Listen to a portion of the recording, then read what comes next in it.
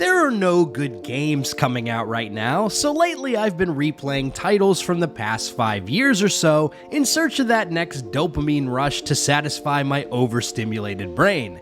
Ghost of Tsushima was one of my favorite games from 2020, but now that the honeymoon phase is over, I decided to revisit the game and see if it was still as good as I remember it.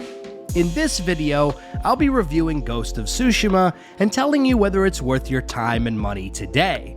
We'll dive deep into the core gameplay, combat, stealth mechanics, world design, and questing. This review will be mostly spoiler-free aside for some basic story setup. Ghost of Tsushima is a PlayStation exclusive, but hopefully Sony will port the game over to PC in the near future. What's up everyone, Big Dan here. I make videos about RPGs and action games, so if you enjoy this video, don't forget to smash like and hit that subscribe button for more. Without further ado, let's dive right in. So right off the bat, I want to say that Ghost of Tsushima is phenomenal.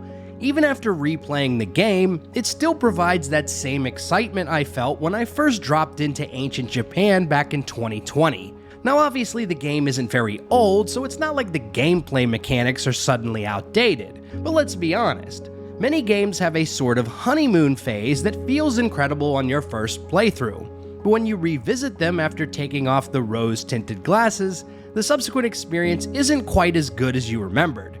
I'm looking at you, Outer Worlds, but that's a topic for another day. I felt no such drop-off with Ghost of Tsushima, and I see 3 core reasons why the game is incredible. A phenomenal combat system, breathtaking aesthetics and world design, and an engaging story. So let's start off with the combat. It's kind of a meme at this point that Sony exclusive games focus much more on cinematics and storytelling than actual gameplay. And while Ghost of Tsushima certainly has its fair share of exposition, the core gameplay is truly the main draw. Gameplay is Jito, if you will.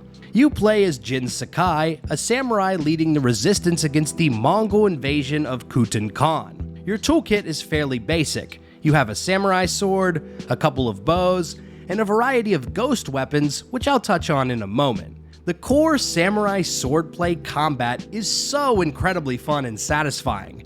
Even after dozens of hours, I still get thrilled with the opportunity to take out a horde of goons with my clan Sakai steel. The combat is just so intuitive and visceral, mixing light and heavy attacks and then countering with a perfect parry to create an opportunity to finish off your opponents. Dicing up virtual enemies with a samurai sword has never been so fun. The sound design and music also hype up the combat, creating an atmosphere of thrilling battles that keeps me coming back over and over again.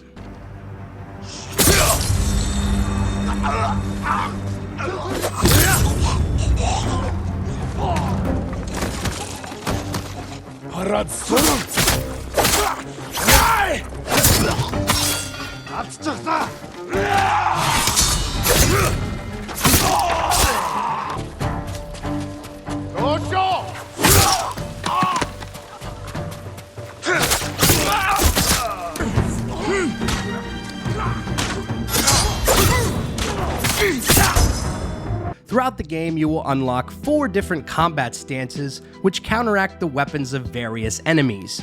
Stone stance is best against swordsmen, water stance is great for breaking shield bearers' defenses, wind stance is used against spear wielders, and moon stance is used to beat up big bastards. You'll be cycling through each of these stances in most combat encounters to effectively take on your opponents. Unlocking new stances is achieved by observing and defeating different Mongol leaders that you find throughout the open world, mainly in outposts. What I like about this is it simulates Jin studying and learning his opponent's weaknesses, and then developing new combat stances and methods to defeat them. Later in the story, you'll unlock the Ghost stance, which is triggered by kill streaks and assassinating Mongol leaders from stealth. It basically lets you one-shot 2 or 3 different enemies in rapid succession while everyone stands around cowering at your pure power. As you happen across groups of enemies, you'll have the option to challenge them to a standoff. This honorable samurai tactic pits Jin in a 1v1 battle against the strongest enemy in the group. Release the button at the correct time and Jin will one-shot them. If you invest in the standoff streak technique, you can chain together up to 4 of these kills in a single standoff. after which you can mop up any survivors in standard combat. It feels so gangsta to calmly walk up to a group of enemies and shout out, "Looking for me? Looking for me? As you complete missions and level up, you'll gain technique points which you can use to unlock new abilities and passives. My absolute favorite has to be the perfect parry.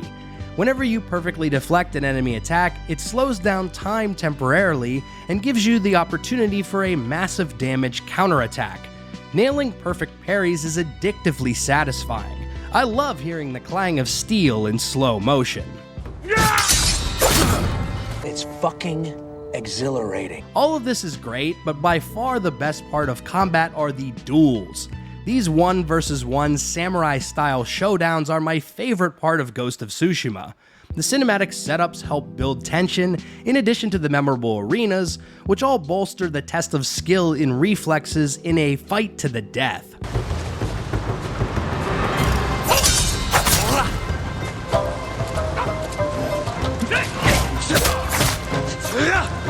From top to bottom, Ghost of Tsushima's combat systems are outstanding. It's probably the most fun I have with video game melee combat aside from Dark Souls. But what about the other side of combat? The game is called Ghost of Tsushima after all, and a big part of becoming the Ghost is striking from the shadows. If you've played any of the recent open-world Assassin's Creed games, then you've already experienced the stealth mechanics of Ghost of Tsushima. And while this game doesn't bring any original ideas to the stealth assassin gameplay genre, it does provide a fun experience nonetheless. It implements the modern AC stealth mechanics well. Jin will mostly utilize rooftops and tall grass to stay out of enemy sightlines, though you can also crawl through small spaces and windows to make a quick escape as well. The chain assassinations also remind me a lot of Far Cry 3, which of course is a big plus for me. Jin also has a variety of ghost weapons that you will unlock throughout the game, such as throwing knives, wind chimes to distract enemies, smoke bombs, and all manner of hand grenades. But my favorite are the poison darts and hallucinogenic darts, particularly the latter. It's especially hilarious to nail a brute with a berserker dart and watch them blast their allies with a heavy weapon. Clearing out enemy outposts from the shadows is incredibly satisfying as well. And even if you get caught, then you just have some fun melee samurai combat. So you pretty much can't take an L in the fun department regardless of which playstyle you prefer. All of the combat in this game is just great. If you follow the path of the dishonorable ghost and primarily strike from the shadows, it will actually impact the weather in the game world, leading to more frequent thunderstorms and dark clouds hanging over Tsushima.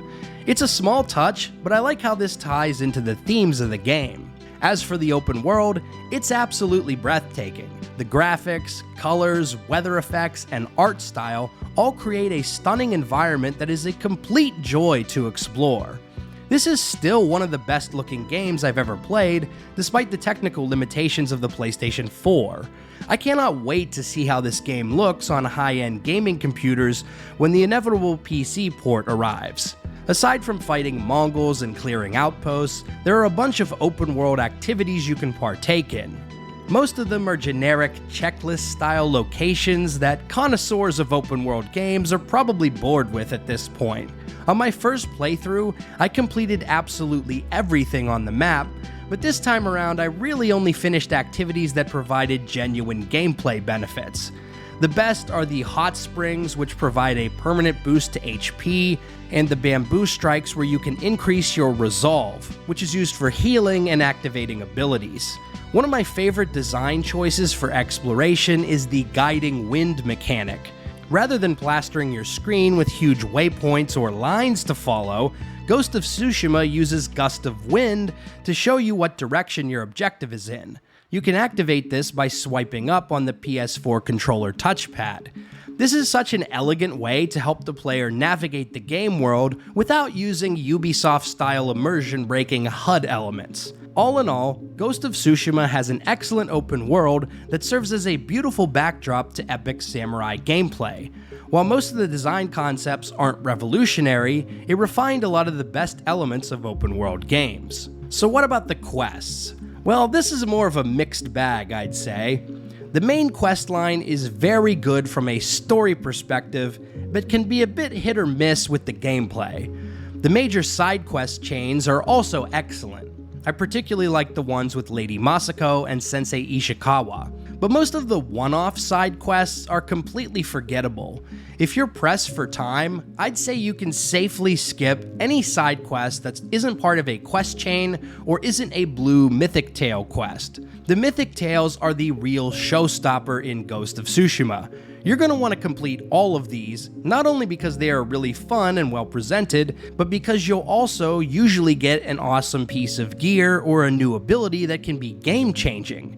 I ended up using the Flaming Swords and Heavenly Strike abilities a lot once I unlocked them, so be sure to complete all of the Mythic Tales. Finally, I just wanted to mention the DLC for a minute. I played it for about an hour, but didn't end up finishing it. It just didn't hold my attention. The storyline involves drug-induced fever dreams, and I think I've just played too much Far Cry and Assassin's Creed Valhalla at this point.